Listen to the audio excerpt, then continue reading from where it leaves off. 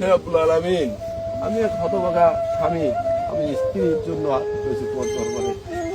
আল্লাহ, আমি একজন হতভাগা পিতা, আমি তো আমার সন্তানকে কোলে পর্যন্ত নিতে পারিনি। আল্লাহ, আল্লাহ তুমি আমার স্ত্রী সন্তানকে ক্ষমা করে দাও। আল্লাহ, আল্লাহ আমার তো নিষ্পাপ শিশু, আল্লাহ আমার এই নিষ্পাপ শিশু সন্তান, সে দুনিয়ার কিছু বোঝেনি।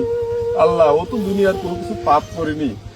আর আল্লাহ, আমার স্ত্রী আমার জানা সম্পর্কে তুমি তো বলিস যে যদি কোনো স্বামী তার স্ত্রীকে ভালো বলে তার জন্য জান্নাতের রাস্তা তৈরি হয়ে যায়। আল্লাহ, আল্লাহ আমি ছোট্ট এই সময় এই 9টা বছর একসঙ্গে ছিলাম, এই 9টা বছর আমি আমার স্ত্রীকে দোষারোপ করতে পারবো না। আল্লাহ, আল্লাহ কখনো আমার স্ত্রী আমার অবাধ্য হইনি। আমি যখন ফোন করে বলি আমার স্ত্রীকে যে তুমি বাড়ি যাও, বাড়ি থেকে বেরোনো লাগবে না, আমি বেরোয় যাবো, আমার স্ত্রী সব তার বাবা মা ভাই বোন সবাই সাইডে আমার বাড়ি গিয়ে উঠে বসে আছে।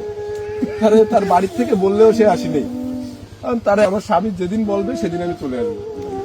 আমি এর থেকে আমি আর আমার মানে স্ত্রী আমার আল্লাহ, আমার বলার ভাষা নেই। আল্লাহ, আমার স্ত্রী যদি কোনো ভুল ত্রুটি বলার মতো করে থাকে, আল্লাহ ক্ষমা করে দাও। আল্লাহ, আমি স্বামী হিসেবে আমি তোমার কাছে ক্ষমা চাচ্ছি। আল্লাহ, আল্লাহ আমার স্ত্রী যদি হত্যা হয়ে থাকে, আল্লাহ তুমি এর সঠিক বিচার করো। আল্লাহ, এর সঠিক তদন্তের মাধ্যমে তুমি এর বিচারের ব্যবস্থা করো। আল্লাহ, আল্লাহ আমি স্বামী হয়ে তোমার দরবারে হাত তুলেছি। আল্লাহ, আল্লাহ আমার কথা বলার শক্তিও নাই। আল্লাহ, আমার স্ত্রীকে তুমি ক্ষমা করো।